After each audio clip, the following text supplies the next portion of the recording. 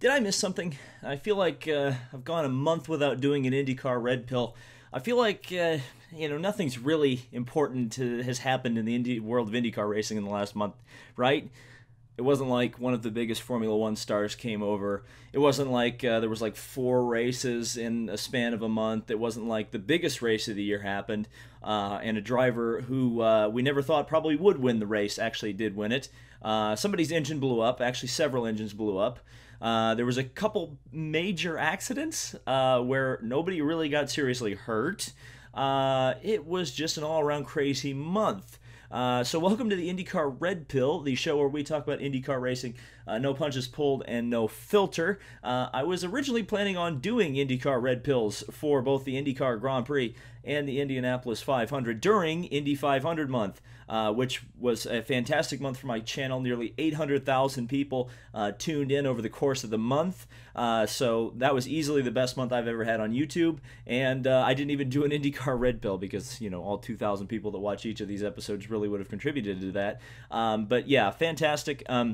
Like I said, I was planning on doing IndyCar Red Pill episodes during that, but when you do 8 to 10 hours a day at the racetrack, turns out that kind of wears you out. So when you get back to the hotel room or wherever you're staying, you end up getting, you just want to have your McDonald's and go to bed. So that's kind of what I was doing for the month. I hope you guys enjoyed that content, but we are back for the IndyCar Red Pill. We're going to do a complete recap, or not a complete recap, but I'm going to go off the top of my head everything that's happened from about May 3rd to just what happened in the duels in Detroit. A really, really long month of IndyCar racing, and just an incredibly important month, as it usually is, the month of May. So let's start out talking May 3rd, because that was Fernando Alonso's rookie test for the Indianapolis 500. And if you've been living under a rock for the past month, obviously probably maybe one of the 3, maybe the best all-around F1 driver in the entire world, coming over to do the Indianapolis 500.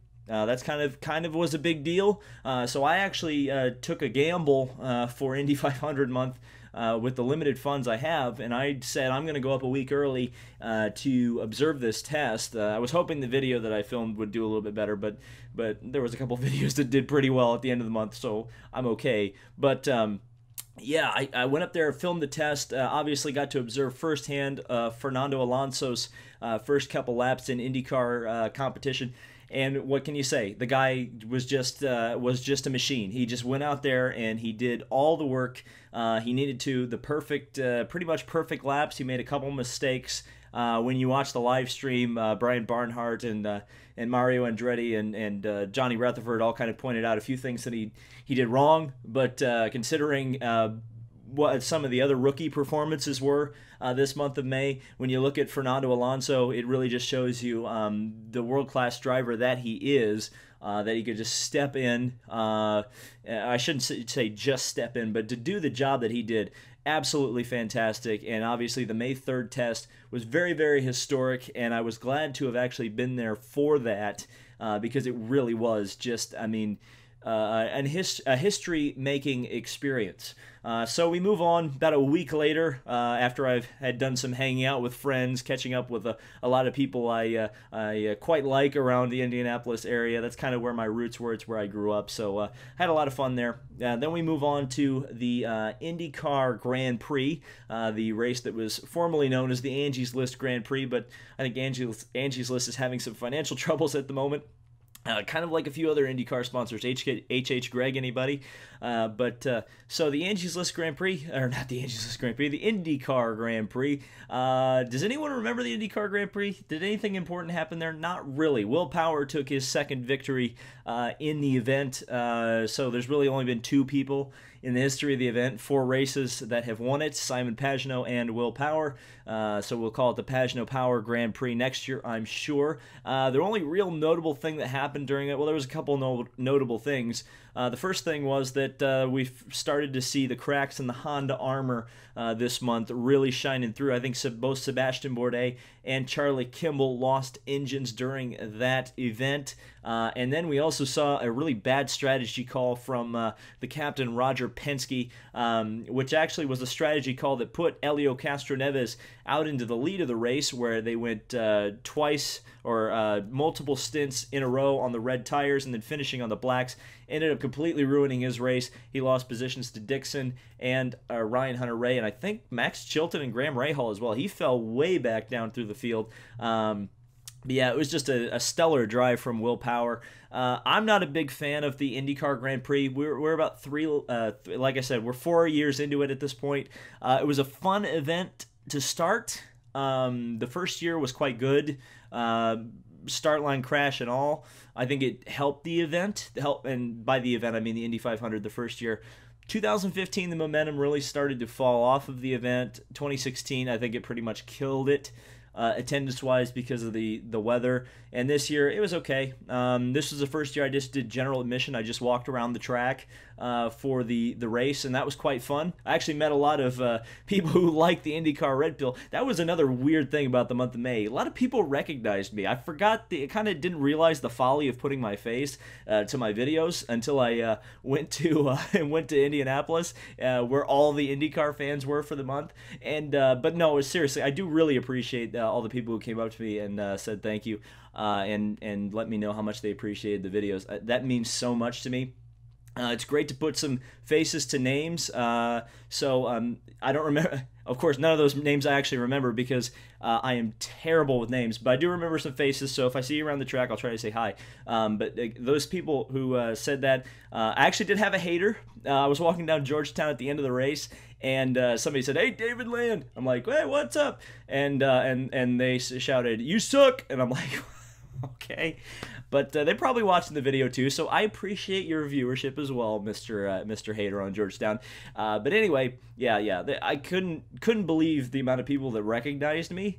I guess I should at this point, as I am about to hit 11,000 subscribers here on YouTube. But yeah, that was crazy. I'm sorry talking about myself during the IndyCar Red Pill, but that was cool. That was something that happened a lot during the Grand Prix weekend. It may have just been because I was just walking around kind of the infield. Generally, during the Indy 500 race weekend, I'm kind of more aloof, harder to find, but I was very much out in the open, so it was great to see all you guys. So anyway, let's move on to like the practice and qualifying for the Indy 500. Yeah, the IndyCar Grand Prix. For me, I'm bouncing all over the place. The IndyCar Grand Prix, I would move to the end of the season if they're going to keep it around. I would just add another weekend, an extra weekend of practice to the Indy 500. That was the point I was trying to make at the end of this thing. But yeah, that's what I would do with the IndyCar Grand Prix. I think it should be the season finale in lieu of Sonoma. I think that's the way you could actually get a crowd to show up, kind of a late September race in Indiana. I think that would be great weather usually, and we'd get a crowd. So practice, it was just, it was practice, Indy 500 practice. Always a lot of fun. That's maybe my favorite days of the year. Are the the Indy 500 practices, because they're so chill and you can just kind of walk around the garage area, meet some people. I met a lot of cool people that a lot of the people from the Lazier racing team. Obviously, I'm the Lazier fanatic, so that kind of makes sense. But it's always fun to walk around the garage area, go up into E-Penthouse, watch and observe kind of who's fast, who's slow. We did see a couple accidents live. I saw Joseph Newgarden's and I saw Zach Veach's crash. But yeah, it was interesting. I have to say though about the practice and qualifying, I'm not a big fan of the qualifying boost. I would like to see them either make it the boost that they use the entire month, or just get rid of the qualifying boost altogether. Now, obviously, getting to qualifying, there were some very exciting moments because of that qualifying boost and the speed that we saw. 231 miles an hour on Saturday was the time to beat, but obviously all of our eyes and thoughts were with Sebastian Bourdais, as he had an absolutely horrendous crash, very reminiscent of the fatal accident of Gordon Smiley. Not quite as sharp of an angle of a hit that Smiley took, but certainly about 30 to 50 miles per hour faster Sebastian Bourdais hit than Gordon Smiley. So really perhaps more violent of an impact, if you can believe that, than Gordon Smiley. And obviously Sebastian Bourdais survived to tell the tale, and actually was walking, I think, 2 days after the accident. But I was over in Penthouse. I did not film the accident. A lot of people were asking me if I got it on video. I did not. Yeah, it was a violent impact. You could hear it across the track. And again, very, very lucky situation. Just unfortunate, obviously, for Sebastian Bourdais and the Dale Coyne Racing crew, because that car was obviously very fast, as James Davison would prove later on. That car was fantastic. Dale Coyne had a fantastic setup going into the month of May, and they had some top drivers, as we'll talk about later. But then the second day of qualifying was an absolute fantastic speed show. The Fast 9 is definitely the best thing they've done to Indy 500 qualifying since bumping has kind of not become a thing anymore. The Fast 9 shootout is fantastic. Qualifying probably only needs to really be 1 day, weather permitting. But, like I said, the Fast 9 is fantastic. I literally had a cow when Dixie put up 232 consistently. I think he did a 231 on the final lap, but when Dixon put up that big number, man, I was going nuts. It was crazy. So then we move on to the Monday practice session. And the only thing I wanted to mention about the Monday practice session, which is probably my favorite day of the year, it's because it's the day that the bronze badge credential holders get into the pit lane. And let me tell you, when I'm in the pit lane at the Indianapolis Motor Speedway, I don't want to be anywhere else. It's fantastic to be down there that close, kind of to greatness, I guess you could say. And the really cool thing about being in the pit lane, especially at the Indianapolis Motor Speedway, because there's the grandstands on each side, is that you really feel it in your chest when there's a pack of cars and they go by. Man, whoo! It gets you. That's one way to get you going right there, is being on the pit lane at the Indianapolis Motor Speedway. It's an absolutely fantastic experience if you can do it. And if you are going to Indianapolis for any extended period of time, I would say maybe 2 or 3. If you're planning on 2 or 3 days in the month, definitely get the bronze badge, because it's absolutely worth it. So that moves us down through the rest of the week. Not a whole lot going on. A lot of press stuff was going on with the drivers, so not a lot happened at the track. Obviously, I was doing a lot of videos for Indy 500 month. We get to Carb Day, and we start seeing a lot of the engine failures. In fact, we saw one on Monday with Oriol Servia losing a motor, and then on Carb Day, Hinchcliffe lost a motor. Both Hondas. So the cracks in the armor were really starting to show, and everybody was really starting to speculate what's going to happen with Honda in the race. Obviously, there was a bit of a threat of weather as well. That was really throwing a wrench into it all the way up until the green flag for the Indianapolis 500, 101st running.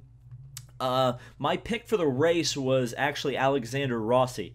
I thought Rossi was going to have an absolutely fantastic shot of getting that second win in a row. I thought, and I really, at the midway point in the race, I really thought he had it, especially when Hunter-Reay blew up. But of course, during that yellow, he had the fueling mishap, which put him back in the pack. But anyway, I'm getting ahead of myself. The start of the race, the start looked absolutely perfect. I think Dixon brought him down as well as you could, and it just looked great. I have to say that Ed Carpenter starting in the middle of the front row was a bit of a disappointment, even though I would say it's an expected disappointment.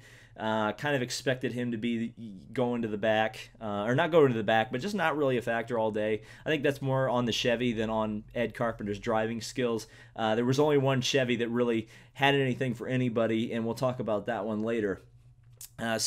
Yeah, Scott Dixon obviously started having some handling difficulties early in the race, and then immediately after the first pit stop, had an absolutely enormous crash when Jay Howard got into the outside wall, slipped down across the track, and Dixon went over the back of him. Absolutely awful accident. Very, very lucky that he was not injured. There's about 100 ways he could have been injured, and about one he couldn't have, and that was pretty much the one that happened. Everything went right and nothing went wrong. He did have a sprained ankle, I believe. Good. First of all, I want to say this to everybody involved: Dallara, Firestone, Safer Barriers, Indianapolis Motor Speedway, Catch Fences. Everything did its job there. Everything did exactly what it needed to do. And Dixon was able to walk out of that absolutely spectacular accident. And now to be a bit of a guy here, a bit of a heel, I guess you could say. We finally have the proof, as a bumper hater, that the bumpers truly don't work. Can we finally admit that, folks? We finally see literally the crash that everybody thought that the bumpers would prevent, and it didn't prevent it. So obviously, the people who are saying, "Oh, the 2018 car doesn't have bumpers; it's not safe." Come on, let's be realistic here and kind of step back from that. But anyway, the rest of the race was absolutely fantastic. Once the red flag was lifted, by the way, this was like the first legitimate red flag since like 1973. I don't really consider the 2014 red flag a legitimate red flag, which is another thing I'll actually discuss later in this video, because of the fact that, let's face it, it was the manufacturer finish, and it did the job, so that's fine. But this was the first legitimate red flag at the Indianapolis 500 since, I think, 1973, when Sweet Savage had his fatal, or what would become his fatal accident. He actually died in the hospital about 30 days after the wreck. But first legitimate red flag I've seen. But once the red flag was lifted, obviously, when you have racing drivers sit down for the better part of an hour, and then you throw them back into the greatest race in the world after they've had time to think about it, generally, they don't really think when they get back out on the racetrack, because they're going absolutely crazy. And that's what we saw. 4 or 5 wide, 6 wide almost a couple times on the back straightaway. Right where I was. I'm sure on the front straightaway it was crazy too, but it was a wild race. We saw Fernando Alonso go to the front. In fact, he went to the front before the red flag. Again, I mean, the guy just absolutely didn't put a wheel wrong all month long. It was really spectacular to watch. Andretti Autosport absolutely had the number on everybody during this month of May. It was just an absolute stomping by them. Ryan Hunter-Reay was up there. Obviously, Alonso was up there. Rossi was up there. Sato was up there. The only 2 guys that never really got to the front were Marco and Jack Harvey. Jack Harvey, he struggled all month. I think, the crash that he had early in practice really set him back, and then it wasn't even his fault. It was the steering rack came off in his hand when he was on the warm-up lane. Thankfully, that didn't happen while he was on the track, but they never really recovered from that. And it was kind of unfortunate because he ended up getting taken out in the Connor Daly accident through no fault of his own. So he had 2 crashes during the month of May, and neither of them were his fault. Just really a shame for both Jack Harvey and the Michael Shank Racing team. But Marco, I don't know what was going on with Marco. I thought Marco, I hate to say it because it's kind of a meme, but I was like, oh, it's Marco's year. It might actually, he might actually do it this year. Everything seems to be falling into place. He seems quiet. He's just kind of biding his time. Turned out he just wasn't there. He ended up finishing like 8th or something. But it was a really great race between all the Andretti Autosport guys, and they were clearly the class of the field. Particularly Ryan Hunter-Reay. I think a lot of people expected that. But once RHR got to the front, he actually broke out away from the pack, which is something we haven't really seen in this DW12 era, but he was gone. He was not going to be caught. And it just kind of happened that the pit sequence didn't work in his favor, and obviously his engine ended up popping. I think Hunter-Reay was the first Honda to go, if I'm not mistaken. Then it was Kimball, and then obviously it was another driver that we're going to talk about here in a second.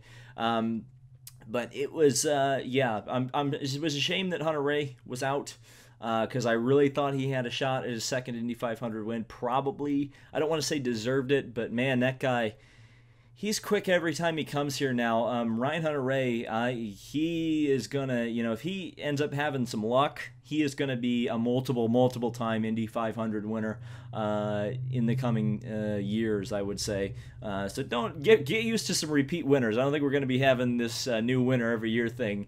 We got way too many good guys who now have Indy 500 wins. But anyway, the Honda engine woes obviously continued with Fernando Alonso near the end of the race, and it was absolute shocker. But at the same time, it wasn't really a shocker because of what's been happening to him in Formula One. Just really unfortunate situation. But them's the breaks. That's going to get us into the Rookie of the Year discussion here in a very short while. But meanwhile, the rest of the race, big shout out, maybe even the driver of the day I need to give it to, was freaking Max Chilton. Where did this dude come from? When did he become Ovalmeister? But the dude had not only a fast car, but he was able to keep the lead. Now, I will say this. I think Max Chilton probably had the best car of anybody, because he was even able to keep Takuma Sato behind him. Had that been Scott Dixon in that car, had that been Tony Kanaan in that car, I think he would not have been challenged the last 20 laps. He had inexperience. Obviously, it's the second Indianapolis 500. The first one he's run at the front. And he got passed by Elio on the outside going into turn 3. I think Dixon or Kanaan would not have let that happen. I think that car could have led the last 20 laps of the race and not been, it would have been challenged, but not actually passed. This is nothing against Max Chilton. I think he drove an absolutely fantastic race. And I think he's one of those guys that would want that race back, because he genuinely, I thought he was going to win at one point in the race. I was like, nobody's going to catch him. And now, obviously, Elio, who actually lost a winglet during the Dixon crash, and a lot of people said he hit debris. He never hit debris. What knocked the winglet off was him hitting a bump on the warm-up lane in turn 3, and the force that he hit the ground knocked the winglet off. Just a little insight there. A lot of people said he hit debris. There was no debris flying off of Dixon's car yet. It was just really the front wheel that was off the car. But anyway, yeah, Elio Castroneves then positioned himself to look like he was going to be the guy.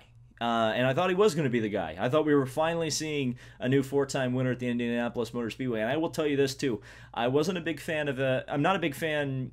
I don't want to say I'm not a big fan of Elio, but I'm not a big fan of the idea that Elio would become a 4-time champion of the 500. After this year, I've kind of changed my mind on that. I think the guy has earned it. I think the guy is clearly one of the best drivers, maybe ever at the Indianapolis Motor Speedway. The last 2 years have certainly proved that. In fact, I would say 2015 aside, 14, 16, and 17 have proved that the guy knows how to win here. He knows how to get at the front, even when he doesn't have the best car. I would say Elio Castroneves was maybe the best driver out of anybody at the end of that race.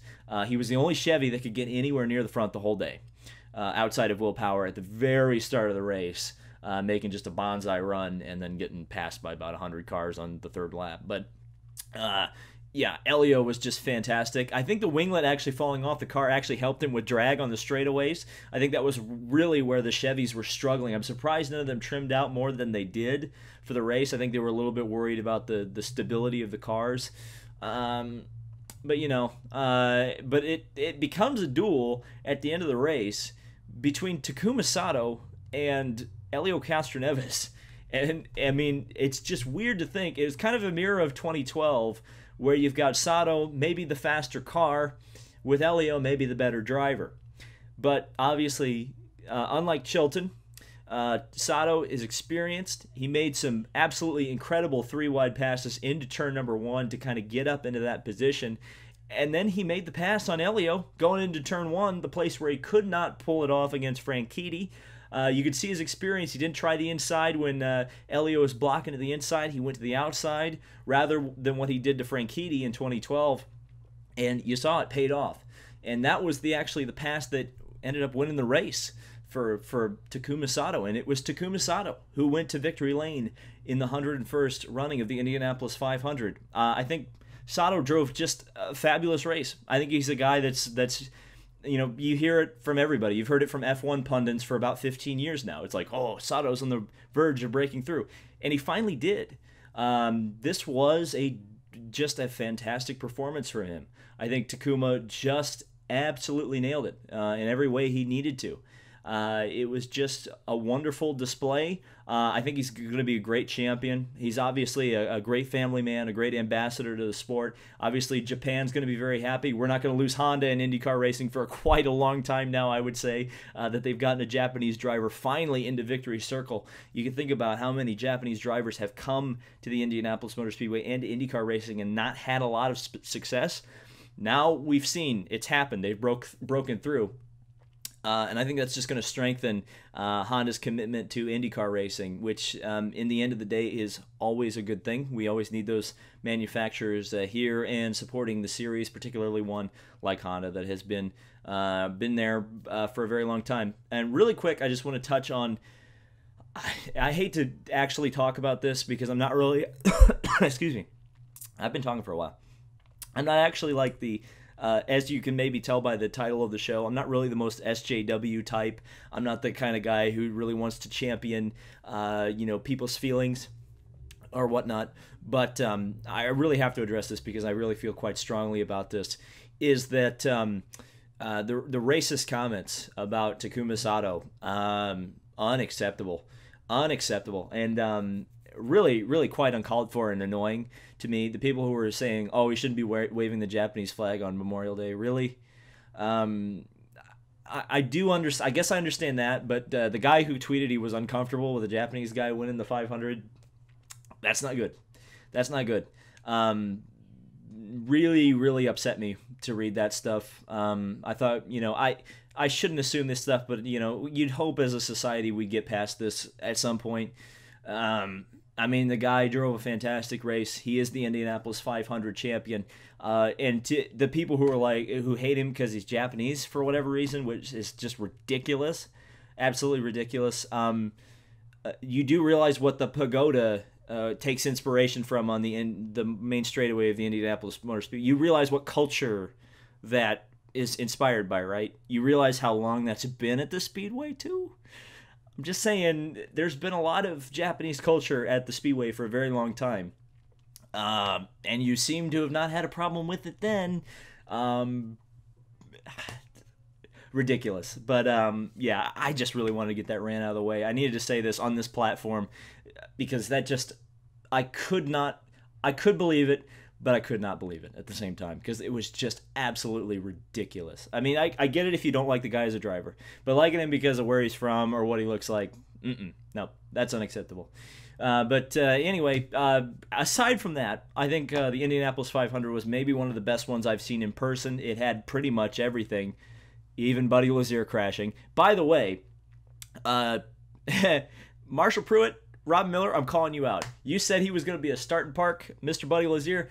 He didn't start and park it. He parked it in the wall. But, yeah, I was really ashamed for Buddy because he qualified quite well, considering that they didn't even have the car built until Thursday before qualifying. He was up past the Juncos cars. He was battling with Pippa Mann for like 27th place, considering that she had Dale Coyne equipment, one of the faster cars in the race. I'd say Buddy was doing a pretty good job, and he really would have picked up a lot of positions when the big one happened with Hinchcliffe and all them. A couple other people to talk about, obviously, from the Indy 500. Obviously, James Davison, guy running with the Pocono setup. He wasn't even running with the Indianapolis Aero kit. Got up to the lead from 33rd position. Obviously, started the big one, so we can't really give him too many props, but I think he drove a really good race. Ed Jones, man. Ed Jones. Can we call him co-rookie of the year? I don't want to take it away from Alonso because I think Alonso did do enough to earn rookie of the year. Because, again, the rookie of the year is all about the entire month. It's not just about the race. A lot of people forget that. But I would definitely have given co-rookie of the years out this year. If there's any year to do it, this is the year. There was clearly two guys who showed up here and were really fast, and them's the breaks. But yeah, Ed Jones definitely deserved it. I think that's pretty much all the people I need to talk about from the Indianapolis 500. Not a lot of other people to really give shout outs to. So let's move on to Detroit. Detroit, it was Detroit. I missed the first race because I was actually coming back from Indianapolis. I'd stayed an extra week to vacation in Michigan. It was okay. I definitely was fine with the winner. Graham Rahal winning both races. That's fine. It's not the best race to start after Indy. I would honestly take a week break and just go to Texas. I think that would be better for TV ratings. I think more people would like that. It was supposedly the last race on ABC. ABC's contract is supposedly up now, so that's done and dusted. So people who don't like ABC, you won't have to deal with them next year. Even though I feel sorry for Alan Bestwick and Jerry Punch, definitely them. Obviously, Jan Beekes is employed by IndyCar, so no big loss there because he's going to be around and part of the broadcast. But the thing I did want to touch on from Detroit, and I know I'm going to get a lot of hate for this, is the fact that the red flag at the end, complete Mickey Mouse. Did not like it. It was stupid. It was pointless. Just to try to manufacture a finish at a street circuit where a guy dominated literally 2 races and you expect a different outcome. I get it. You're trying to attract, maybe some of the NASCAR people that watch the Indy 500 and were watching Detroit. But like even the Penske guys said, they had marbles on their tires. It wasn't going to happen. They weren't going to get any kind of jump on Graham. It was going to be processional because everybody had worn out tires. There's a lot of marbles on the track. I'm not a big fan. I do not like the idea. I didn't even like it at Indy 2014. I haven't really said that to a lot of people because obviously the finish was so great that we got. But on principle, I'm a hard no on red flagging races to get a green, white checker finish. Any kind of green, white checker finish I'm not in favor of. I'm not in favor of lucky dogs. Here's the thing about racing. Racing works when it's simple. When you set a distance and you say, all right, a distance or a time, and you say the first guy to the checkered flag at the end of this race wins. That's racing right there. And anytime you add laps or you stop the race to try to get a finish, it's silly. It's silly. So that's my thoughts on it. I know people are going to disagree with that because some people want to finish, and I understand that. But to me, racing is like boxing in a lot of ways. This is the best comparison I can make. In that boxing, not every bout has a knockout. It's what makes the knockout special. Sometimes it goes 9 rounds, 18 rounds, or whatever, how many rounds, 12 rounds of boxing. It's just going to go 12 rounds. It's going to be decided by a judge. And other times you're going to get a knockout in the first round. But the point of watching boxing is that you don't know what the result is going to be. Same with racing. If you get a yellow flag finish, you clap, you congratulate the winner, and you move on to the next race. If you get a side-by-side duel to the finish where 3 and 4 wide racing to the checkered flag, that's great too. That's why we watch racing, to get those finishes. But, the big but, if you end up having those finishes every single week and week on end, it's going to get stale. It's going to get boring. And people say, oh, it won't get boring. It will, because it would become predictable. That's why we don't red flag races to get finishes. I think that's all I needed to talk about. That is getting a lot of information out there. This is probably a long video. Thank you guys so much for watching it. I'm hoping to have more timely red pills now that kind of Indy 500 month is done being crazy and all that. Thank you guys so much for watching this. If you did enjoy it, hit the like button. And if you disagreed with me or whatever, comment down below. I'm actually going to be on a podcast later this week. It's called the IndyCar Sports Car Podcast. They actually found me through the IndyCar Red Pill. So if you guys know that podcast, I'm going to be on it. I guess I'll announce that here. I don't know if they don't want me to announce it, but I'll announce it anyway. So I'm going to be on a podcast, so you guys are going to get to hear me there. I'll try to post the link in the description when it comes out. Thank you guys so much for watching. This has been David Land on YouTube, and we'll see you in the next video.